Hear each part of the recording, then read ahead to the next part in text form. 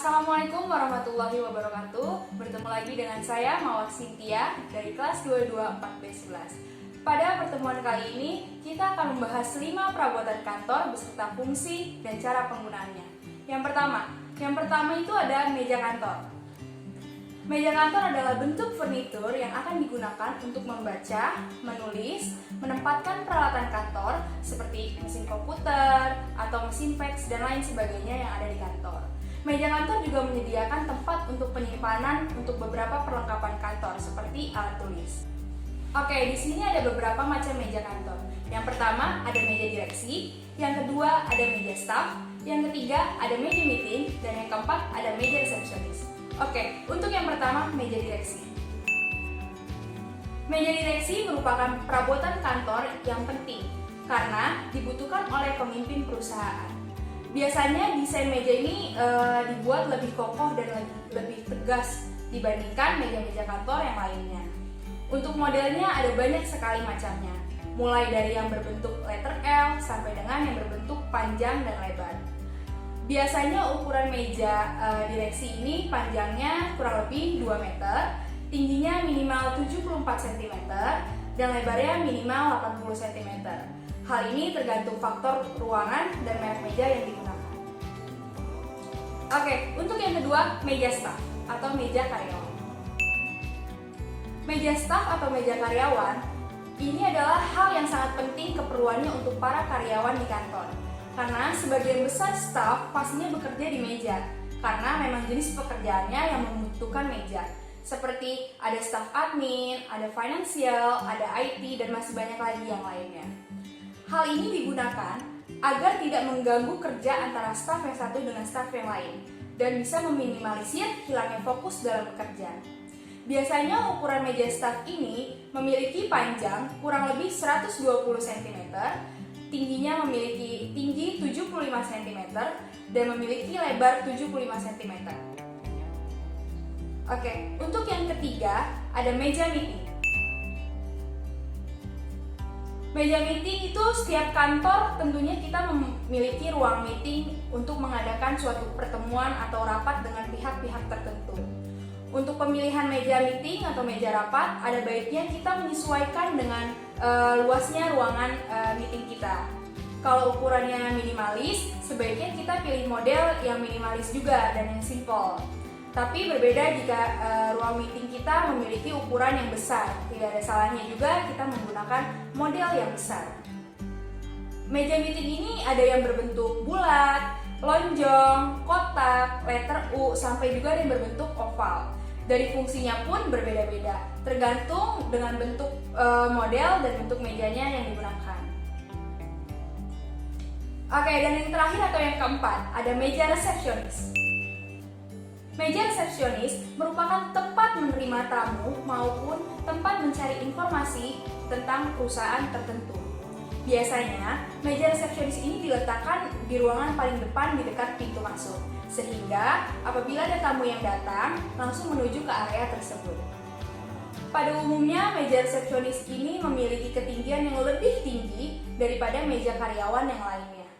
Atau bisa dikatakan tingginya itu setinggi dada orang dewasa.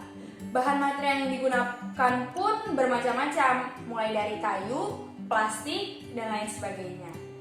Untuk meja resepsionis sendiri ini memiliki ukuran yang tingginya minimal 120 cm, panjangnya kurang lebih 120 cm, dan lebarnya 100 cm.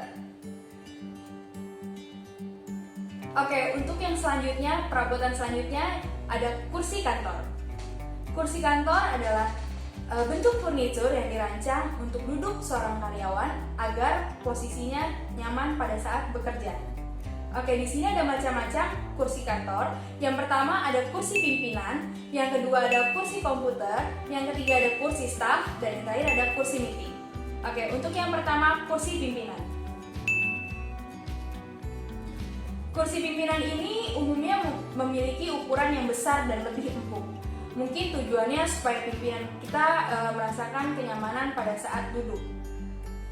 Modelnya pun elegan dan mengesankan, akan membuat suasana kerja terasa menjadi lebih nyaman dan menyenangkan. Sandarannya dibuat dengan cukup tinggi agar sempurna menopang kepala pimpinan. Oke, untuk yang kedua ada kursi komputer. Kursi komputer merupakan sebuah kursi yang didesain untuk pengguna yang menggunakan komputer sebagai media pekerjaannya.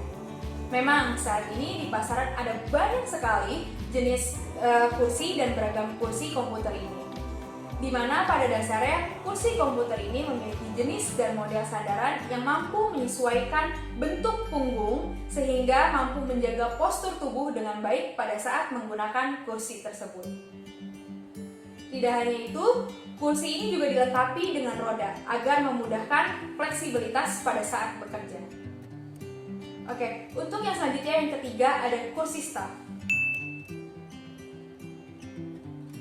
Kursi staf adalah kursi yang biasa digunakan oleh staf atau karyawan. Pada umumnya, kursi ini digunakan lebih kecil daripada kursi pimpinan, tapi biasanya sama-sama mempunyai kegunaan demi kenyamanan pada saat bekerja. Oke, untuk yang terakhir atau yang keempat ada kursi meeting. Kursi meeting ini merupakan kursi yang dipakai di ruang meeting dan bentuknya hampir sama dengan kursi komputer. Akan tetapi, kursi meeting ini biasanya mempunyai sandaran yang lebih condong ke depan, di mana hal ini dimaksud agar pengguna kursi ini selalu siaga dan menangkap semua informasi yang sedang dibahas dalam meeting tersebut. Oke, pada dasarnya kursi ini sangat fleksibel sehingga bisa lebih mudah untuk diatur kembali posisinya, disesuaikan dengan kebutuhan kita. Oke, untuk perabotan yang ketiga ada filing cabinet. Filing cabinet ini merupakan sebuah lemari yang terbuat dari bahan logam yang memiliki ukuran tegak seperti lemari. Filing cabinet ini bentuknya sama seperti laci dorong. Bedanya, filing cabinet ini memiliki kapasitas yang lebih besar sehingga kita bisa menyimpan lebih banyak dokumen di dalamnya. Filing cabinet ini biasa digunakan di rumah sakit, di kepolisian, atau di kantor-kantor yang lainnya yang membutuhkan tempat untuk penyimpanan file atau dokumen.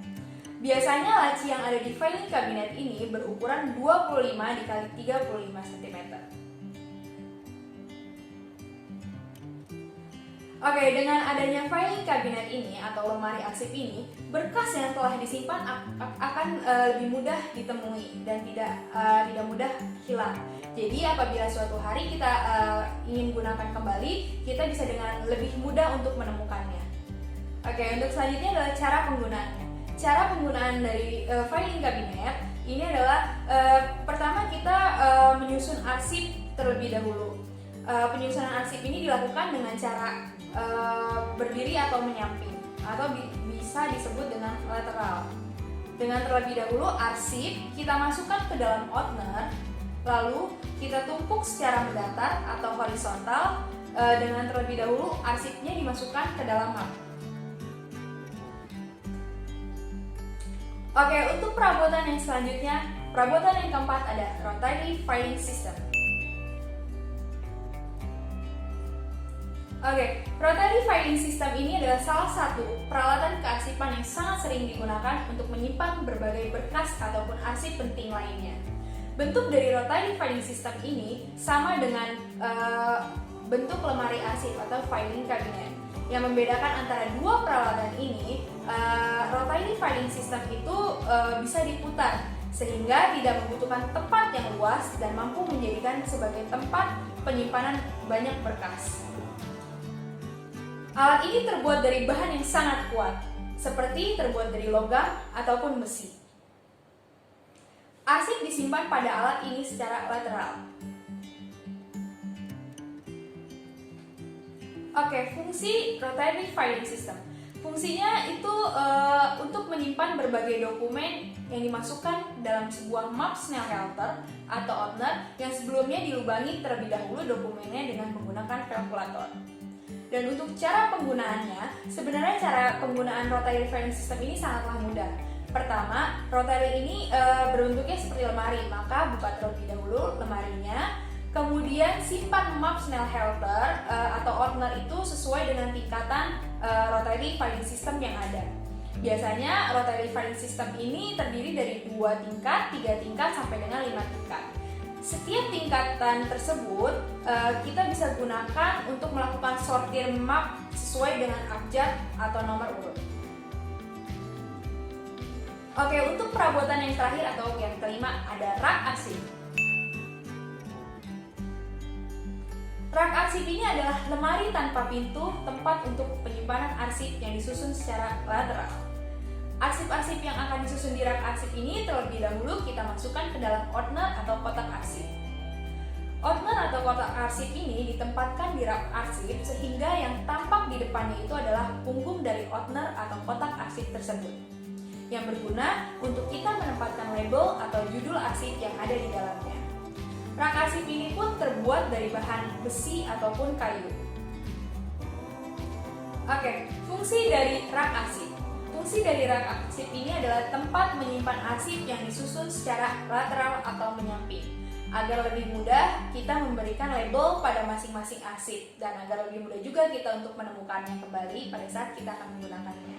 Sebab biasanya pada bagian setiap rak arsip itu sudah diberikan tanda sesuai dengan abjad atau jenis arsip yang ada di dalam rak tersebut. Demikianlah sedikit pemaparan tentang 5 perabotan kantor. Semoga bisa bermanfaat. Dan sampai bertemu di video selanjutnya. Thank you for watching. Assalamualaikum warahmatullahi wabarakatuh.